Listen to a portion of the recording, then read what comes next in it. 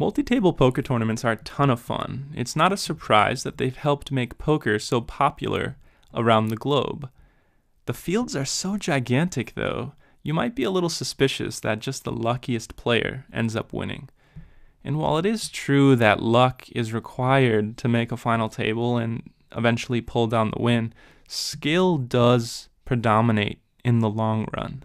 And to prove that, we'll take a look at the results of one of the most famous online MTT players. His name's Shaun Deeb.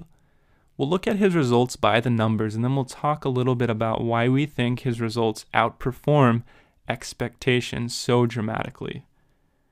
When we say Shaun Deeb is a good MTT player, we mean it.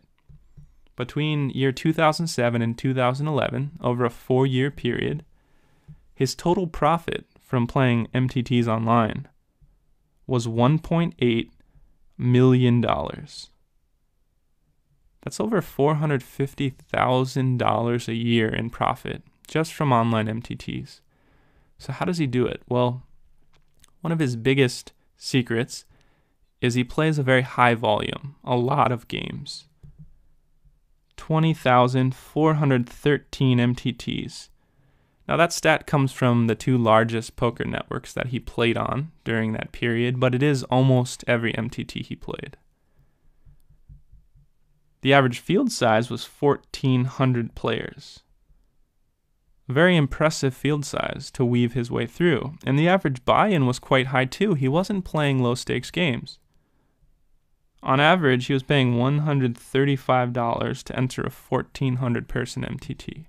So how did Shaun Deeb fare over this 4-year period? He cashed 13.5% of the time. You could consider par here 10% since most MTTs pay the top 10% of the field. So he's very impressively outperforming the expectation of cashing. He's a full 3.5% over par. How often does he make the final table? 2.3%. The final table is actually where Shaun Deeb and some other pros are most impressive. Once they get to the final table, they seem to dramatically outperform expectation.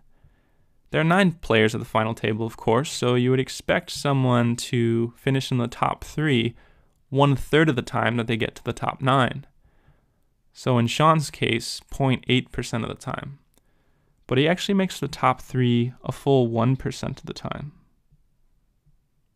How about the win? You would expect the win 1/9 of the time. In Shaun's case, that would be 0.25% of the time.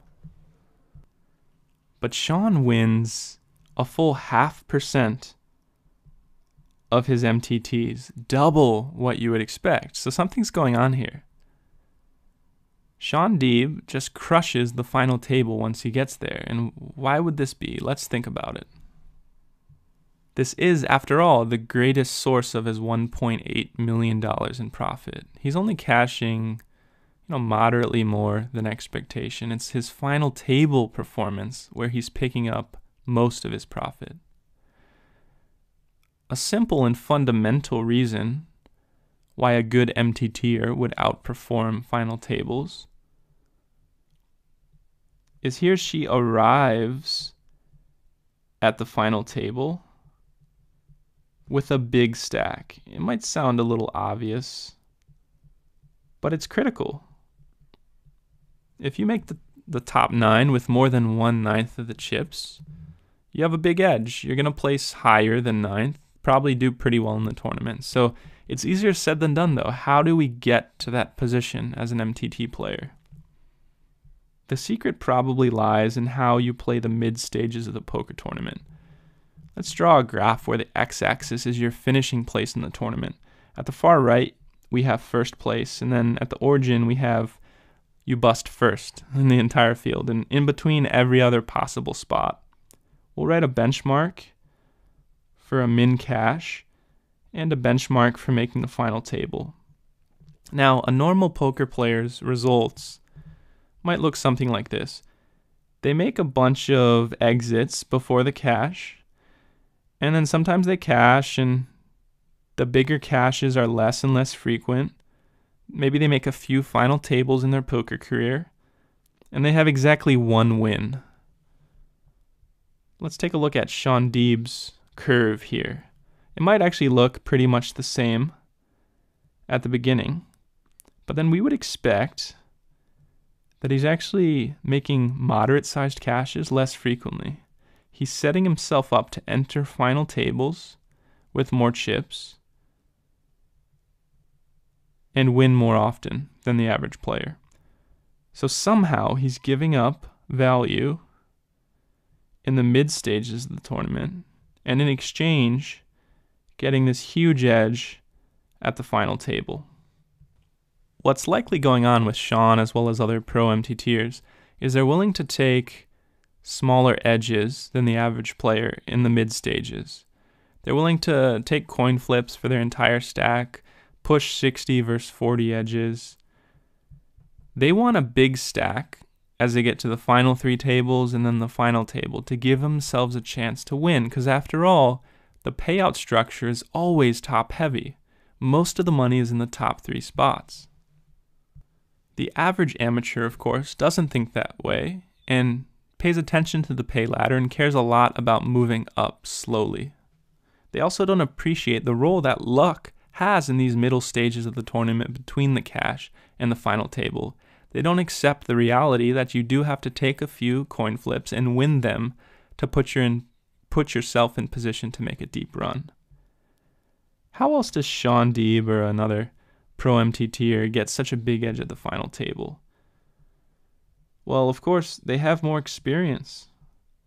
They have an experience edge. After all, if you're playing 5,000 MTTs per year and seeing 465 final tables over a 4-year period, you're going to be pretty used to the final table. You'll be comfortable there. You'll know how the average player plays them, and you'll know how to exploit their tendencies. Finally, rather counterintuitively, a good MTTer has excellent 3-handed and heads-up skills. Like we said before, most of the money's concentrated in the top 3 spots, and the biggest pay jumps in the entire tournament are from 3 down to 2 and 2 down to 1. You'd much rather have great 3-handed and 2-handed skills than 7, 8, 6, 5, and 4-handed skills, because the money is so heavily weighted in the top 3 spots. Some other softer benefits that might help a great regular professional MTTer is image. If the average player at the table recognizes you're great, they're probably going to avoid you, not play back at you as much. You'd also have a benefit in sleep schedule.